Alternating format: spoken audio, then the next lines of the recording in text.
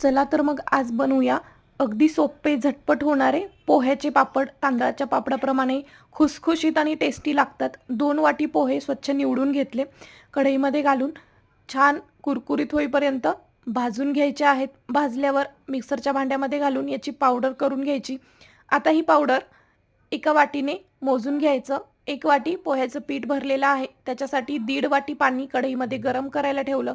अर्धा चमचा पापड खार, जिरं, ओवा, चवीनुसार मीठ आणि लाल तिखट घातलं. पाणी उकळलं की पीठ घालून लाटण्याने पीठ हटून घेतलं. छान एकजीव पीठ झाल्यानंतर गॅस बंद केला आणि झाकण ठेवून 7 ते 8 मिनिटं छान वाफवून घेतलं. नंतर प्लास्टिकच्या एका बॅगमध्ये घालून 5 ते 7 मिनिटं पीठ मळून घेतलं आणि त्याचे छोटे छोटे गोळे करून प्लास्टिकवरती अशा प्रकारे लाटून घेतले. लाटतेवेळी तेल किंवा पीठ काहीही लावलेलं नाही. मस्त लाटतात प्लास्टिकवरती आणि खूप टेस्टी लागतात. कडकडीत. उन्हात 2 दिवस वाळवून घेतले. बनवून बघा आणि सबस्क्राईब